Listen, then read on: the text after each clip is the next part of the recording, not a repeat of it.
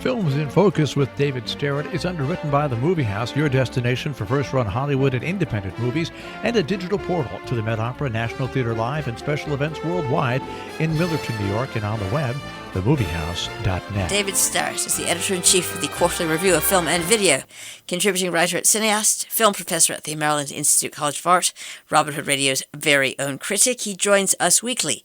The films are On the Rocks, City Hall, and Possessor, Uncut, which I'd like to say ruined my sentence. Hi, David. How are you? Doing okay, Joe. How you doing? Refuse to complain, but could. Well, before you start, I will jump in here. Please. Yeah, we have, this is another one of these weeks where our theme is that there is absolutely no theme. These three movies are about as unlike one another as they can be. However, they are all currently widely available through streaming. You can find them all if you want to. Hey, you know, new movies are coming out right and left, even though most of the movie theaters are closed. So I'm very pleased to be able to bring some news about three of the more notable new ones, although they're not of equal quality. The first one I'd like to talk about is On the Rocks, which is the new movie from Sofia Coppola. She, I will just mention the fact that she is the daughter of the Francis Ford Coppola, once upon a time a very great filmmaker of things like the Godfather movies. And Sofia has become herself quite a considerable filmmaker. She's made some really wonderful movies, I would say especially in her earlier years, starting in the late 90s. Movies like The Virgin Suicides, which I like a lot, Lost in Translation, which isn't bad. One which is not so well known, but which I think is her best ever, a movie called Marie Antoinette that she made in 2006. Just a wonderful, excellent reimagining of the historical period movie. So she's got real talent. In recent years, she's sort of been not clicking on all cylinders, it seems. In 2013, she came out with a movie called The Bling Ring, which I found kind of fun, but a lot of people didn't like at all. And then she did a remake of an old movie called The Beguiled, and I just didn't think that her film came anywhere near the classic that it's based on. But now she has made On the Rocks, which is a comedy, and it's a comedy starring Bill Murray, and that right there kind of maybe tells you a little bit about what the movie is like.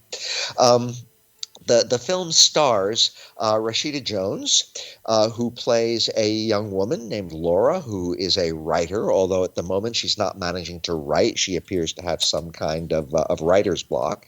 And she's married to a real hustler, a go-getter, played by Marlon Wayans, who is a business person and who spends a lot of his time on the road, a lot of time traveling around, often with his young assistant, his co-worker, a woman named Actually, I'm not sure she is an assistant, but she works alongside with them, and her name is Fiona, and she's played by Jessica Henwick. And my gosh, the husband, Dean, spends an awful lot of time on these business trips with Fiona.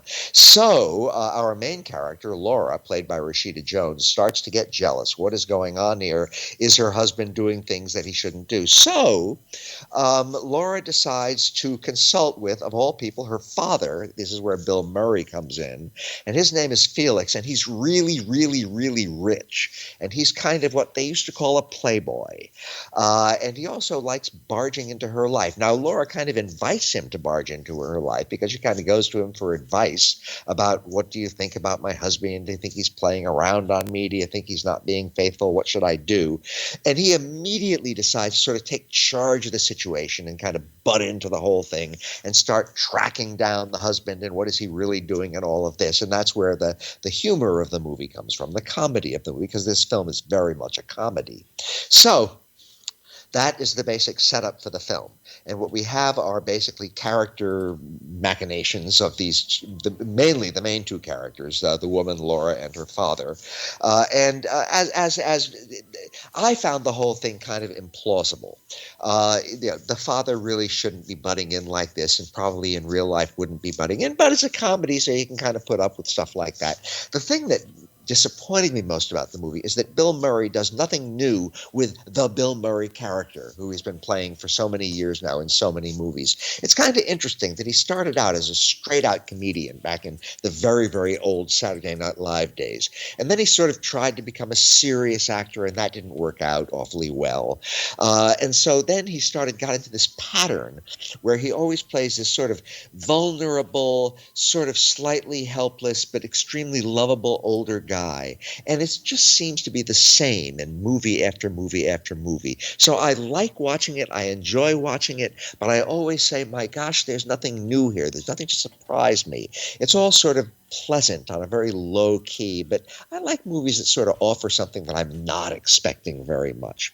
One more thing about On the Rocks is that it seems to be really channeling the spirit of Woody Allen. Now, again, Woody Allen's not a very popular person these days, but Woody Allen spent is still spending a whole long career making movies that are very often odes to Manhattan. He loves New York, and he presents New York in this very glamorized, beautiful way. It's full of people of means enjoying themselves in these picturesque places around the city, well, around Manhattan, really. And that is very much what On the Rocks is like. And again, I found it very reminiscent of somebody else's films. I found it reminiscent of Woody Allen's films. And Sofia Coppola really has more originality in her when she allows that to show. So again, I found On the Rocks a pleasant experience. It's a watchable experience. It's a mildly amusing experience, but I never found it a very compelling or exciting experience. Okay, it's a low-key comedy, so there's no particular reason why it should be exciting.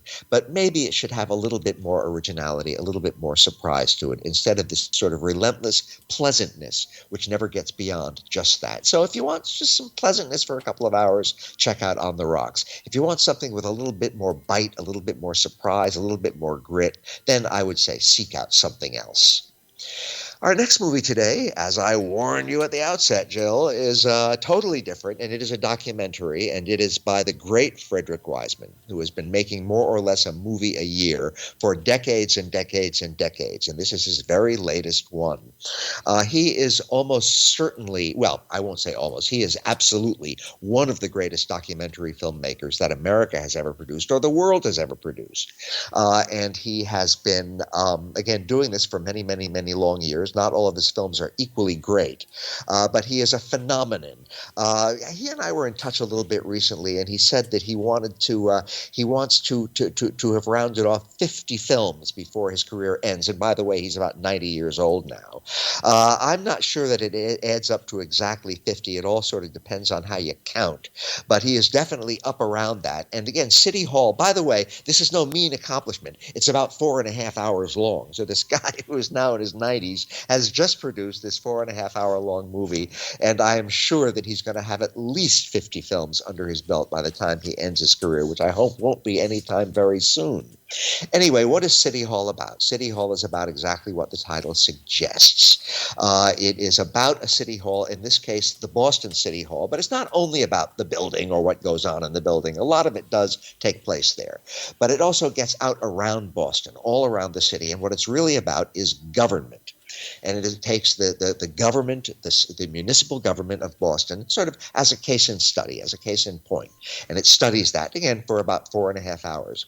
Now, Fred Wiseman's whole modus operandi has always been to make movies about institutions. He did this in his very first movie, which, by the way, I still think is the greatest he ever did, a film called Titicut Follies, made decades ago, which is about a mental institution in Massachusetts. And, well, it's an absolutely astounding movie that everybody should see, and it caused some changes to take place in the actual administration of mental hospitals because of the horrific abuses that it showed.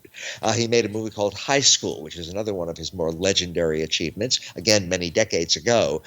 And again, institutions, hospitals, high schools. He made a movie about a monastery, all different, about the police, about all kinds of different institutions. That has always been his specialty. But within those institutions, he finds individuals, and we learn a little bit about them, even as we're learning a whole lot about the institutions within which they are embedded. So City Hall is another perfect example of this. Again, the institution is, the City Hall, but more broadly, the Boston municipal government, and more broadly than that, government in general. And interestingly, in this age when I think a lot of us have excellent reason to be suspicious of government and what government is doing and how decent and fair and honest government is, this is a movie that takes a it takes a nice view of government. We see a lot of people in City Hall over 4.5 hours really doing their very best to run a city, to run a government, to run an administration as best as they can. And we see all the incredibly valuable and indispensable things that a city government does. And in this case, it seems to do them for the most part pretty well. Interacting with the citizens of the city, trying to organize things, trying to improve things. That's what we see for about this 4.5 hours. So Fred Wiseman usually sets out to make movies about institutions which are working well. When he made the movie High School, he went to a high school that had a really good reputation.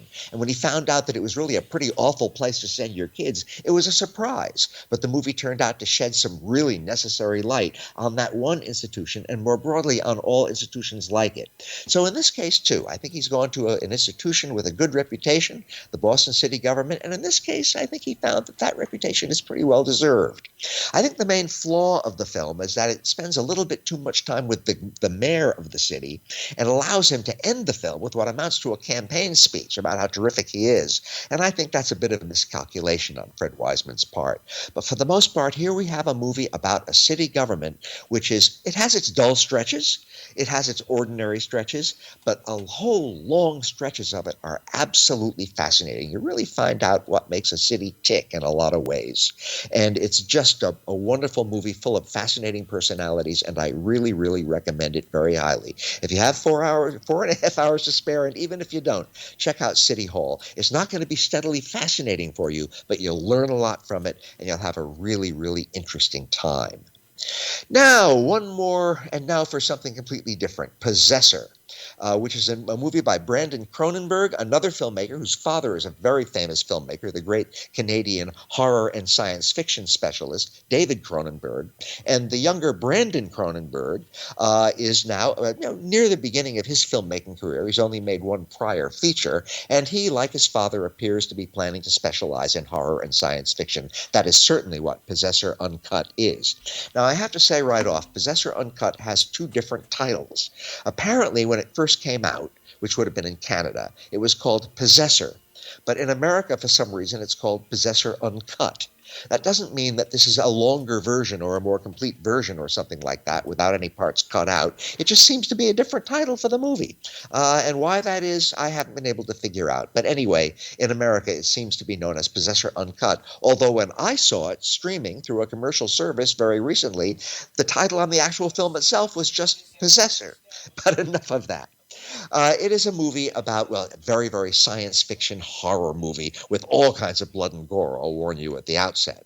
It stars Andrea Riseborough as a woman who works for some sort of a futuristic outfit where what the person does is to take over the body of another person and then infiltrate some situation and commit some horrible, horrible murder for the benefit of this company, whatever it is.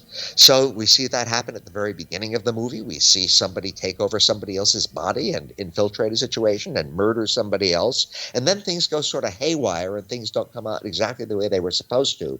And we start to wonder if our main character, whose name is Tasia, is actually up to the task, whether maybe she's getting a little bit too jaded here or whether she's maybe lost her skills. And the movie goes on from there. So what we have then, most of the movie is this one example of what this company does, this very, very elaborate plot where Tasia takes over somebody else's body. In this case, it's a young man, and she infiltrates his work life and his personal life. Everybody thinks it's just him, but actually it's him being sort of possessed by this other person. And all of this is then building up to this horrible, grisly murder that's supposed to take place. And I won't tell you how it all comes out. It's all really, really well done. The special effects are excellent. The acting is good. The plot I found quite interesting and involving in all kinds of different ways. And what I mainly had a good time was watching one of the secondary characters played by Jennifer Jason Leigh. And throughout the whole movie, I was saying, now, is that or is that not Jennifer Jason Leigh? She is such an astoundingly talented actor, and she manages to just play roles where she's almost unrecognizable, and yet you can still tell it's her. And anyway, she was just wonderful in the movie, and the whole cast was really good. The one real flaw with Possessor Uncut is that it's really kind of jumbled.